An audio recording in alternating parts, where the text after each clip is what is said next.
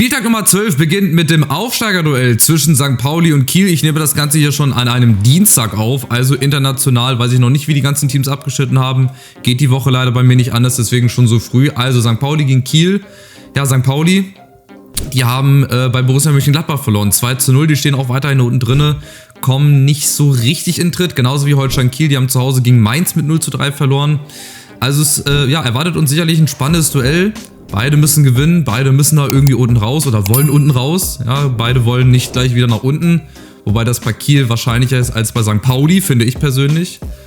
Und deswegen glaube ich, dass St. Pauli, gewinnen die zu Hause oder unentschieden? Auf jeden Fall schießen sie mal ihr erstes Tor. Das glaube ich ganz sicher. Hoffe ich, dass sie das machen zu Hause.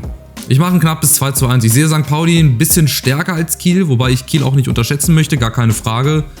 Aber ich glaube, dass St. Pauli da ein bisschen stärker besetzt ist und dass St. Pauli das Aufsteigerduell zu Hause gewinnen wird. Samstag geht es dann weiter mit RB Leipzig gegen den VfL Wolfsburg. Ja, schwere Kost, ihr merkt schon. Also Leipzig hat in Hoffenheim verloren, 4:3 beim Debüt von Christian Ilzer. Die Leipziger kommen auch nicht so in den Tritt. Soll mir recht sein, auf jeden Fall. Das können sie die ganze Saison lang noch machen. Wolfsburg hat zu Hause gegen Union ganz knapp mit 1:0 gewonnen. Knapp, aber verdient, habe ich dann am Ende gesehen und gelesen. Tja, und jetzt spielen sie zu Hause, oder beziehungsweise in Leipzig. Ja, Leipzig muss eigentlich, Wolfsburg könnte die Serie fortführen, die können dann auch wieder oben mit anklopfen. Also das ist noch ganz eng zusammen, die internationalen Plätze werden sehr, sehr umkämpft noch, habe ich das Gefühl. Ja, oder ein Unentschieden.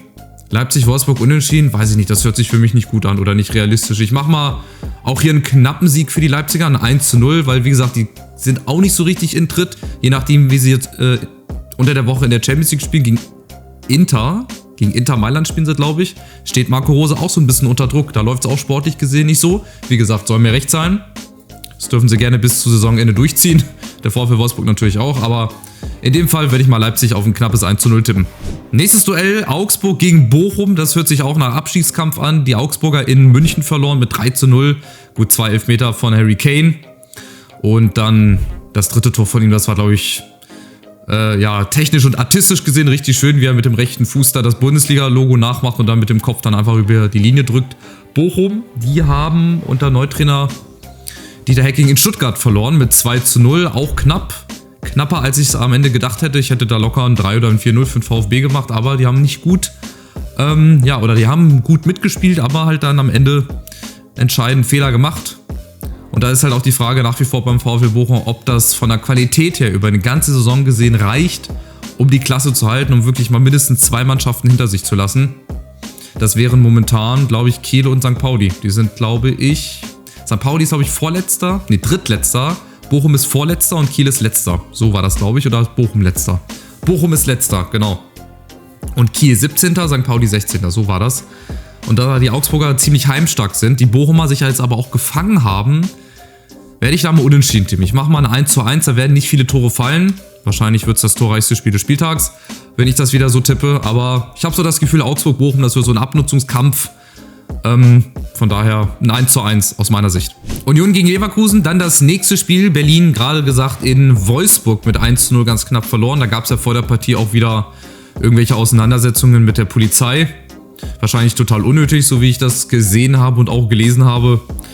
Ist ja nicht das erste Mal, dass die Polizei irgendwie unnötigerweise eingreift. Ist ja auch schon bei anderen Spielen vorgekommen. Spielerisch ging da wohl nicht viel. Ja, typischer Union-Fußball, sehr defensiv, wenig nach vorne. Ich glaube 2 oder 3 Torschüsse, habe ich mir sagen lassen. Das war also nicht so überragend. Leverkusen zu Hause, die mussten auch erstmal wieder in Rückstand geraten gegen Heidenheim. Haben dann noch das Spiel souverän gedreht, mit 5:2 dann am Ende gewonnen. Also haben sie auch mal wieder die Muskeln ein bisschen spielen lassen. Jetzt natürlich die Frage, die müssen auch oben dran bleiben, müssen auch gewinnen, Union auch. Aber ich will da nicht schon wieder ein Unentschieden machen. Letzten Spieltag gab es fast nur Heimsiege.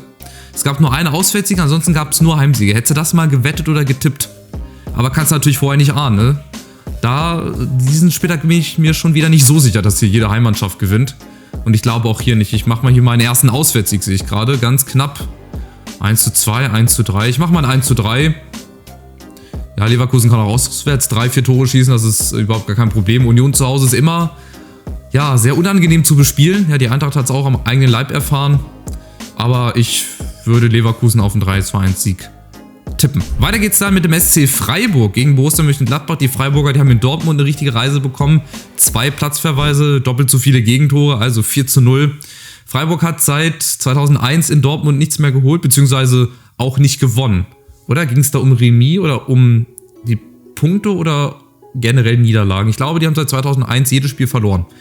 So habe ich das verstanden. Vielleicht auch das letzte Mal gewonnen. Vielleicht war zwischendurch mal ein Remis mit dabei, aber seit 2001 wartet Freiburg auf was Zählbares in Dortmund. Oder auf einen Sieg, je nachdem, sucht es euch aus. Und Gladbach hat zu Hause gegen St. Pauli gewonnen, 2:0. Die kommen jetzt auch immer besser rein. Die sind jetzt Sechster, Stand jetzt, ja. Zwischendurch mal Sechster. Also die haben sich in den letzten Spielen hochgearbeitet. Haben jetzt auch die letzten 5 Spiele nicht verloren oder die letzten 6 Spiele. 2 Siege hintereinander warten sie, glaube ich, noch drauf. Könnte in Gladbach soweit sein. Aber ich glaube, dass die Freiburger wieder einiges gut machen wollen, gerade zu Hause. Ja, wobei die 2 Platzverweise, die müssen sie ja irgendwie ersetzt bekommen. Ich glaube, vorne Adamu fehlt und Osterhage. Die beiden fehlen. Werden sie auf jeden Fall schaffen, die ersetzt zu bekommen. Und dann hoffe ich auch auf ein spannendes Spiel. Ja, ich tippe ja nicht so viele Tore, weil ich müsste mich auch mal irgendwo trauen, ein paar mehr Tore zu tippen. Aber ich möchte ja die Differenz zumindest haben, dass ich da dann 3 Punkte kriege. Ich setze mal Freiburg auf den Sieg. 2:0. So einfach aus dem Bauch raus glaube ich, dass die Freiburger doch ein bisschen besser besetzt sind. Aber Gladbach zu schlagen ist momentan auch nicht gerade mal so einfach, weil die echt gut drauf sind momentan. Gute Phase haben, an Seoane festhalten und vielleicht entwickelt sich ja jetzt was bei Gladbach. Zurzeit sind sie Sechster. Ich glaube, es wird nicht ganz reichen für den internationalen Platz. Aber wer weiß, es gibt ja auch immer mal so ein paar Ausreißer und vielleicht gehören die Gladbacher diese Saison mit dazu. Werder Bremen gegen den VfB Stuttgart. Schön alter Bundesliga-Klassiker.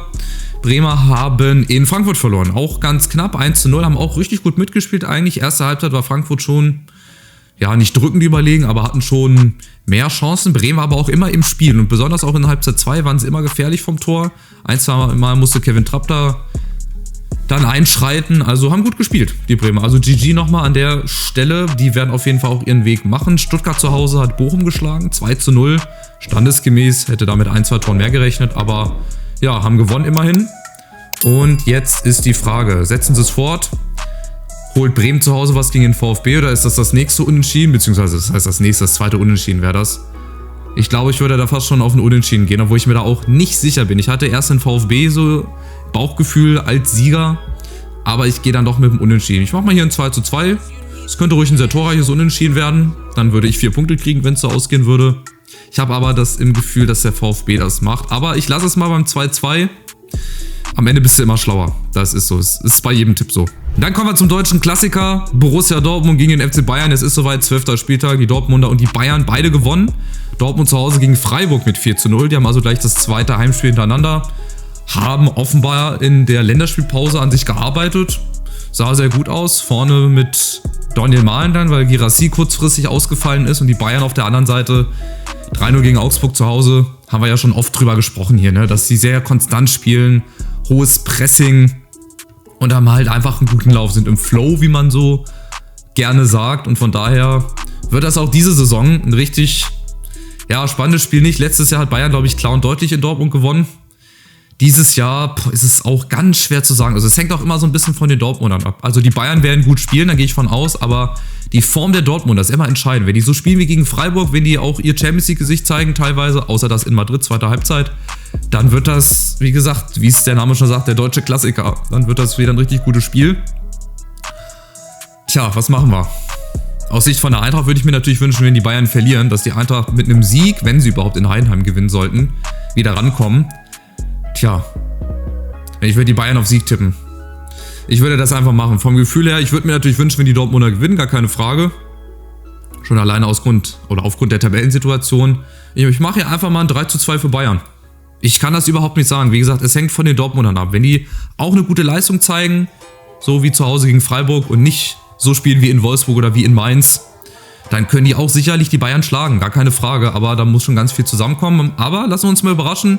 Wird, wie gesagt, hoffentlich ein geiles Spiel. Viele Tore, ausverkauftes Haus auf jeden Fall.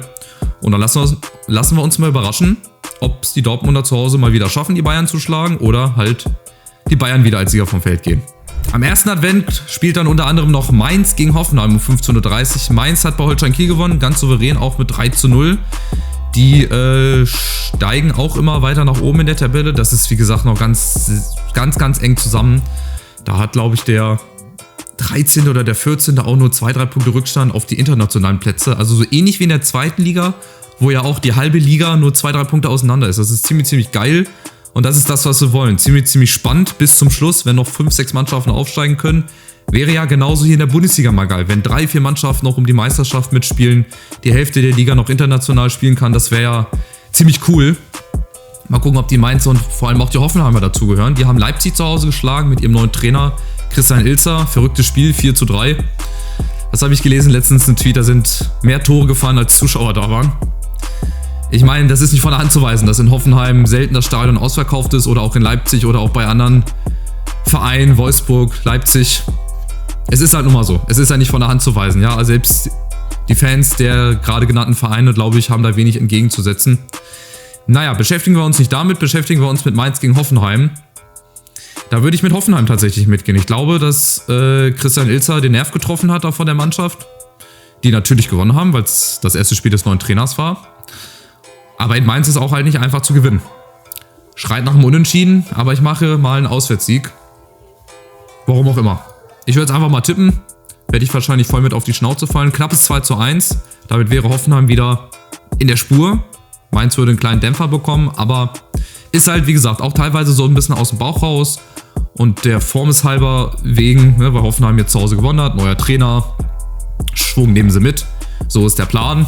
Und deswegen 2:1 für Hoffenheim. Und der Abschluss dann um 17:30 Uhr mit Heidenheim gegen Frankfurt. Das ist ein wirklich sehr ekliges Spiel für die Eintracht Heidenheim. Die haben in Leverkusen zwischenzeitlich mal 2:0 geführt, haben dann noch 5:2 verloren. Die haben jetzt auch ihre erste kleinere Krise, möchte man es nennen. Die haben jetzt unter der Woche ein richtig großes Highlight. Die spielen gegen den FC Chelsea zu Hause. Die müssen die Reservebank ein bisschen anbauen. Ja, Chelsea kommt ja mit über 60 Spielern. So, ne, mit einem zwinkernden Auge, aber ist so. Heidenheim gegen Chelsea, wer hätte das noch gedacht vor 3-4 Jahren? Da hätte ich dann eher den HSV gesehen als den FC Heidenheim. Aber sollen sie genießen, wird bestimmt ein geiles Spiel zu Hause. Mal gucken, vielleicht schaffen sie ja die Überraschung und gewinnen oder holen zumindest mal ein Remis. Frankfurt auf der anderen Seite hat zu Hause gegen Bremen gewonnen, ganz knapp 1:0. Ja, da reicht der Geniestreich von Mario Götze in seinem 100. Spiel für die Eintracht. Schön in den Winkel gezimmert. Das ist halt Mario Götze, ne? Wie er leibt und lebt. Auch noch in so einem gestandenen Alter für einen Fußballer. Macht er den schön rein. Die Eintracht spielt gegen Midtjylland am Donnerstag in der Europa League. Sind auch noch ungeschlagen. Wäre wichtig, wenn wir da auch wieder gewinnen. Wird aber auch nicht ganz so einfach. Und in Heidenheim sehe ich das auch ein bisschen kritisch, weil die haben jetzt auch in Leverkusen verloren. Die werden sich bestimmt zusammenraufen. Eintracht Frankfurt ist da und Frankfurt, das sind so Spiele, Sonntagabend, 17:30 Uhr, wird eiskalt sein in Heidenheim. Wird wahrscheinlich auch nicht der Platz der beste sein. Da hatte die Eintracht auch in der Vergangenheit öfter Probleme. Aber in der Saison ist alles ein bisschen anders. Sind Zweiter momentan, Bayern-Verfolger Nummer 1. Sensationell, habe ich auch schon oft gesagt. Die Eintracht spielt einen richtig guten Schuh. Der Kader und die Spieler wissen gar nicht, wie gut sie wirklich sind. Also sie zeigen es jetzt momentan, ja, egal wer spielt. Leistung stimmt, Spielglück ist natürlich auch da, muss man fairerweise sagen. Aber es läuft momentan und ich hoffe, dass sie diese Serie fortführen. Deswegen mache ich auch hier ein knappes 1:0. Ich vermute aber einen Unentschieden oder einen Heidenheimer Sieg. Ja, einfach aus den gerade genannten Gründen. Auswärts in Heidenheim, ganz schwer zu bespielen. Heidenheim kommt aus dem Spiel gegen Chelsea, nachdem wie sie da abschneiden. Bisschen euphorischer oder mit den Messern zwischen den Zehen. Wollen das 5:2 in Leverkusen wieder gut machen. Also es gibt Pro- und Kontra-Argumente bei jedem Spiel. Das ist halt eine Glückssache. Also das sind meine Tipps für Spieltag 12 und wir gucken natürlich wie jede Woche mal auf die Gesamtübersicht. Und zwar sehen wir dann hier immer noch den Cem auf der 1. Ihr seht immer noch die Tipps vom letzten Spieltag, weil ich halt jetzt an dem Dienstag schon aufnehme, weil es halt bei mir zeitlich die Woche nicht anders reinpasst. Der SGE Tobi, Andrea, die ersten 3 unverändert. Dann haben wir den Rast, der 3 Plätze nach oben gekommen ist. Musiklo, dagegen der SGE Sascha, FCB Timestar, X, Daniela Flame. Und genau, ihr seht ja die Veränderung. Ich bin auch 4 Plätze nach oben gestiegen, also so unter den ersten 20, vielleicht unter die ersten 10, das ist so mein Ziel. Aber gehört natürlich auch immer ein bisschen Glück dazu. Ich mache trotzdem mal ein bisschen runter und dann hoffe ich natürlich, dass eure Tipps auch halbwegs gut werden. Wie gesagt, das ist immer eine sehr, sehr große Glückssache. Wünsche euch natürlich viel Glück für eure Mannschaften, für eure Tipps, dass die halbwegs gut und halbwegs erfolgreich in Erfüllung gehen, dass ihr viele Punkte sammelt und dann sehen wir uns nächste Woche schon wieder mit Spieltag 13 und dann ist ja auch nicht mehr lange bis zur Winterpause. Ich glaube, dann haben wir noch 2, 3 Spiele. DFB-Pokal ist zum Beispiel auch wieder nächste Woche. Da sind auch noch viele Bundesligisten mit dabei. Also geht jetzt in die heiße Phase, Europacup. Also wir haben noch einiges vor bis Weihnachten. Lasst einen Daumen nach oben da gerne, kostenloses Abo, wenn ihr das noch nicht gemacht habt. Und danke, dass ihr hier so aktiv und zahlreich nach wie vor bei meinem Kicktipp-Spiel vertreten seid. Macht's gut, bis nächste Woche. Ciao, ciao.